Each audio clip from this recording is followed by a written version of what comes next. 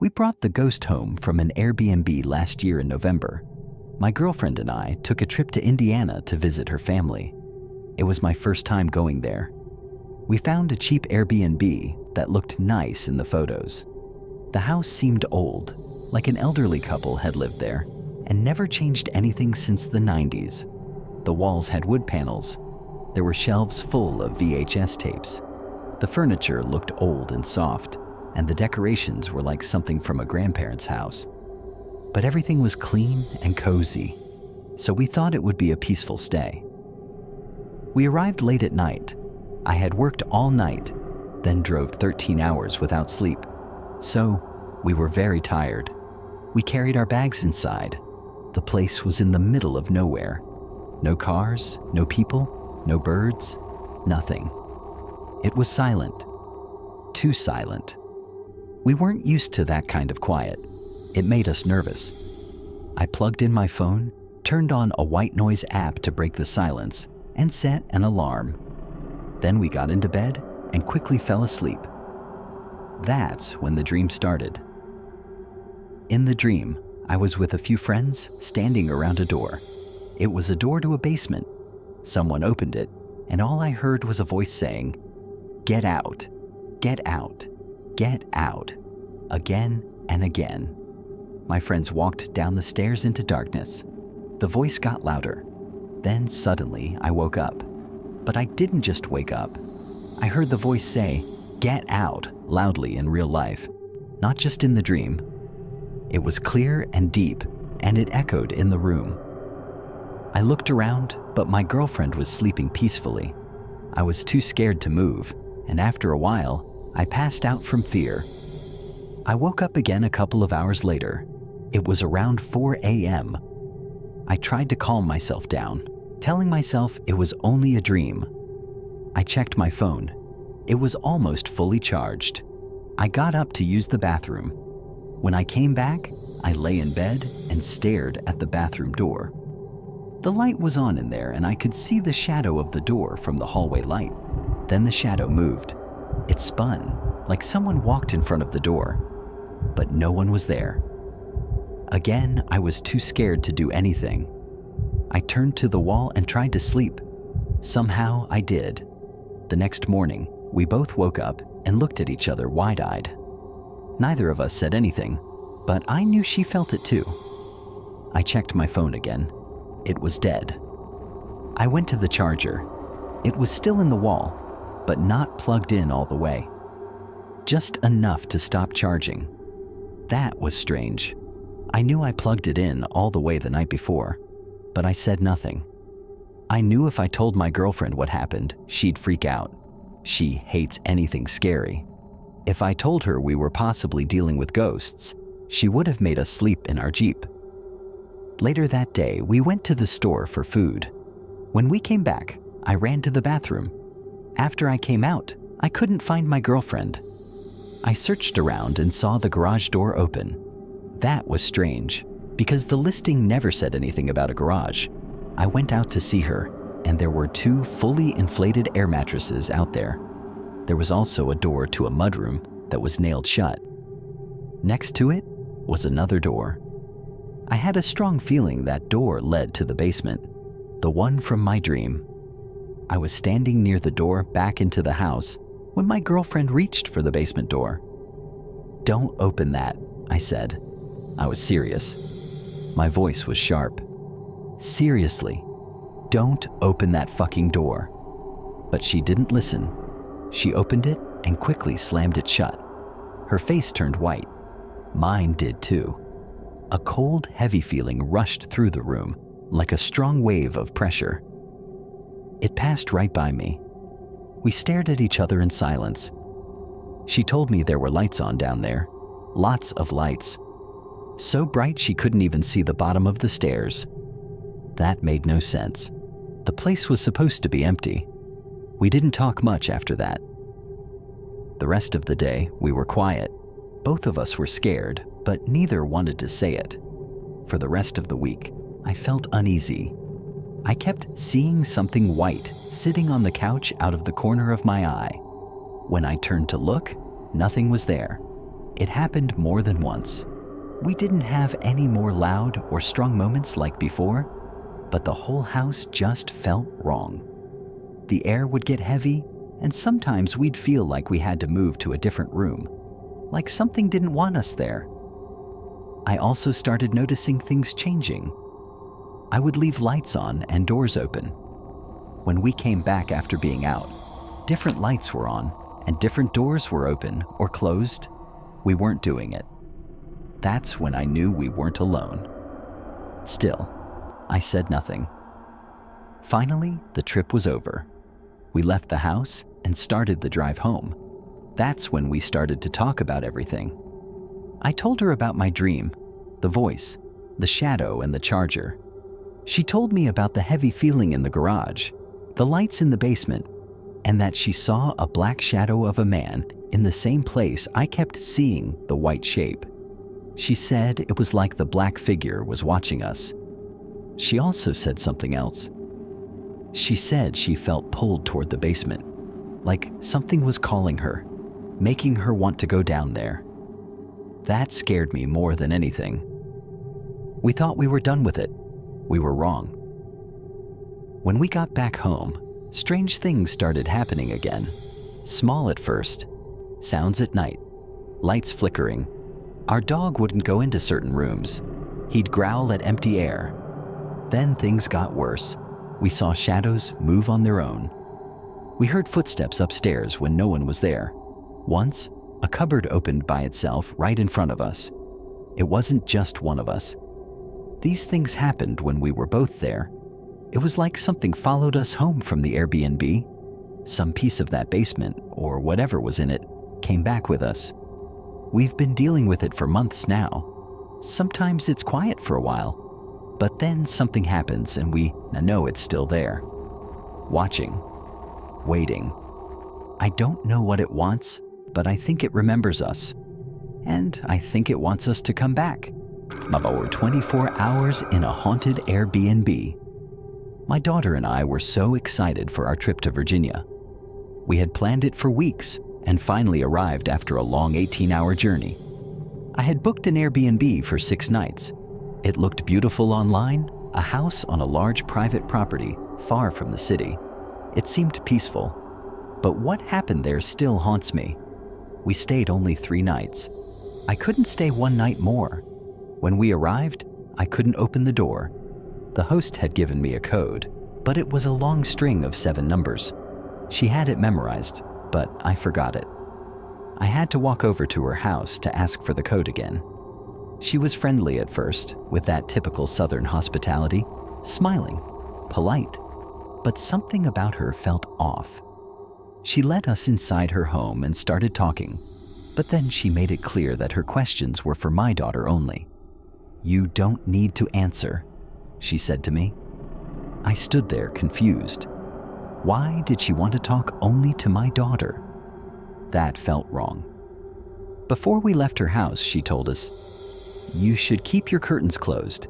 It's a safe place, but you're 2 girls alone." That made no sense to me. There were no other houses around. The property was huge and empty, just trees and silence. Who were we hiding from? We went back to the place we were staying in and settled in. That night, I started hearing a strange sound in the bedroom. It was like a large bug with a hard shell flying into the mini split heater over and over. I was too tired to check. I thought maybe it was just a beetle or something. I ignored it and went to sleep. The second night, things got worse. There was a small bathroom attached to our room upstairs. That night, while we were in bed, I heard a sound coming from the bathroom. It was a soft, metallic tapping noise, like something hitting the pipes or a small tool being tapped against metal. It went on and on. My daughter was asleep, thankfully, but I couldn't sleep. I felt so nervous. I kept telling myself it was just travel anxiety. I was probably just tired. But there were other things. I had left a fan on in the room, but every time we came back from being out during the day, the fan was turned off. I hadn't turned it off. My daughter hadn't either. That was strange. There was a mirror in the bathroom, the kind that tilts up and down.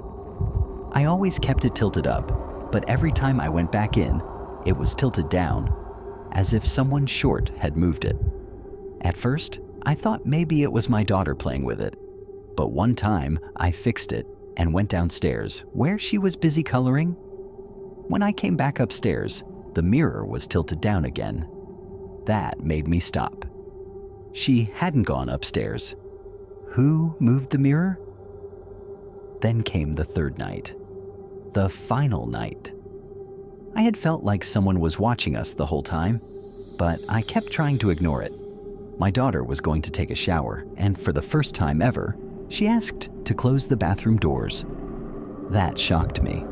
She never wanted the doors closed. She always kept them open a little so she could talk to me or feel close. When I asked her why, she said, "I'm closing the doors so the lightning bugs can't watch me." That chilled me.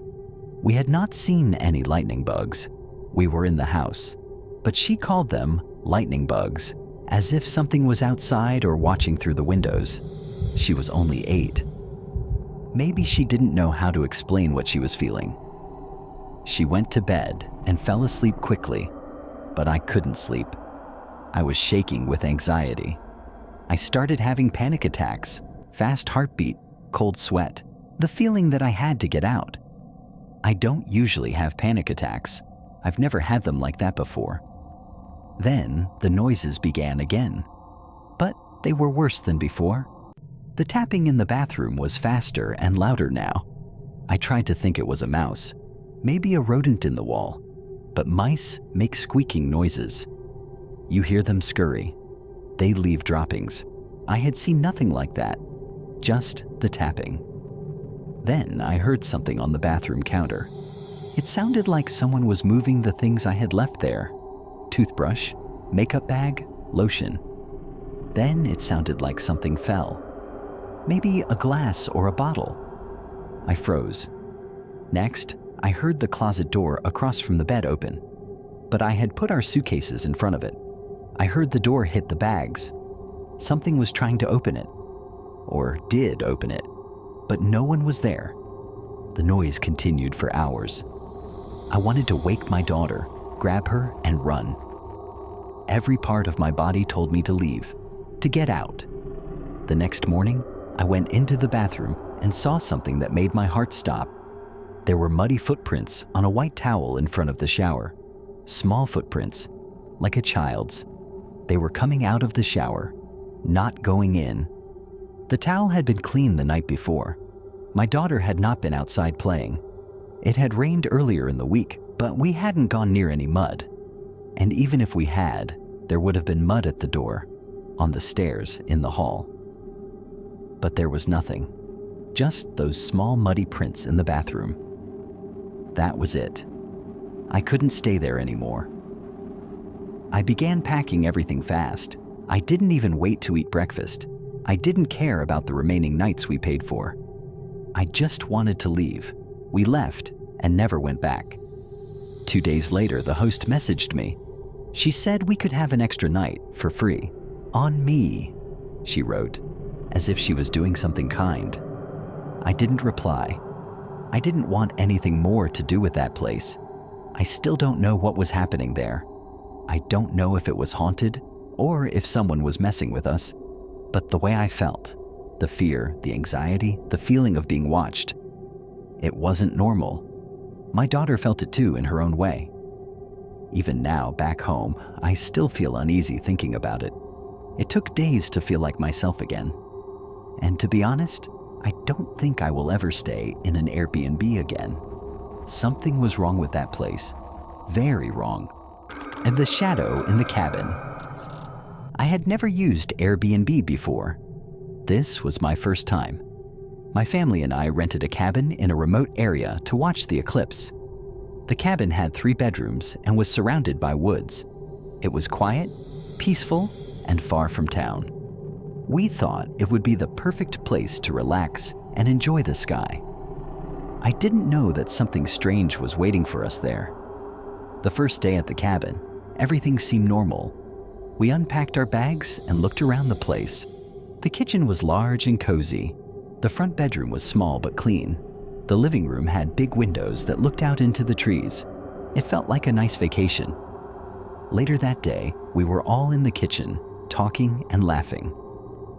Suddenly, we heard a loud noise. It sounded like something heavy had fallen in the front bedroom. We stopped talking and looked at each other. My heart jumped a little. I went to check it out. I opened the door slowly and looked inside, but nothing was on the floor. Nothing had fallen. Everything looked the same. I checked the closet, and under the bed, there was nothing out of place. Maybe something hit the window, my husband said. Or maybe the house is just old and settling, I replied, though I didn't really believe it. We went on with our day, trying not to think about it. That night, my oldest daughter told me something that gave me chills. She said, "Mom, when we first walked into the cabin, I saw a shadow." "A shadow?" I asked. "What kind of shadow?" "It looked like a person," she said. "It ran into the kitchen, but when I looked, no one was there." I stared at her for a moment. "Why didn't you tell me earlier?" "I didn't want to scare you," she said. "Or maybe I thought my eyes were just playing tricks on me." I wanted to believe it was nothing. Maybe she was tired. Maybe it was the light. But something about her voice made me feel uneasy. She wasn't joking. The next day, we tried to enjoy ourselves. My daughter and her boyfriend decided to explore the woods next to the cabin. The forest was dense and green. It stretched far in all directions. I stayed behind with my husband and younger daughter. Later in the day, I stepped outside onto the back deck. The sun was low in the sky, casting long shadows. I called out to my daughter. "Hey, are you guys coming back soon?" I shouted. I heard her voice answer right away. "Hello, we will be right there." Her voice sounded close, very close. It sounded like she was just around the corner of the cabin, maybe 10 feet away. Something about her words made me feel strange. The way she said it, "We will be right there," didn't sound like her. It sounded stiff. Odd. "What are you guys doing?" I called out again. My husband came outside just then. He yelled her name, looking out into the woods. I was about to tell him, "She's right there," when I turned my head and saw her. She was on the other side of the house, far up a steep hill, walking down slowly with her boyfriend. She had been nowhere near me. There was no way she had answered me just a second ago. It wasn't possible. I felt a cold chill run through my body. I didn't say anything to my husband at first. I just watched her coming down the hill. I didn't want to scare anyone, but inside, I was shaken. That night, I kept thinking about what had happened. I knew I had heard her voice. It wasn't my imagination. It was her exact voice, her tone, but the words were just wrong. We had one night left.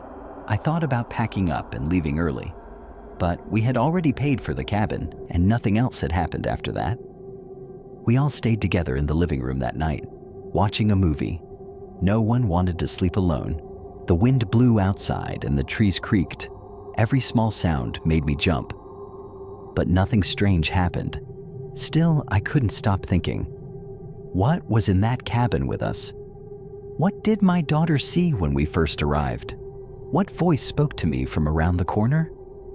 I didn't want to believe it, but deep down, I knew. We weren't alone there. Now I'm nervous about traveling again. What if the next place we rent has something in it too? Something we can't see? Something that watches and waits? That cabin looked normal, but something was wrong. I don't think I'll ever forget it, and I don't think it ever forgot us either. If you like the video, please give it a like, leave a comment, and don't forget to subscribe to the channel. Also hit the bell icon so you never miss an update.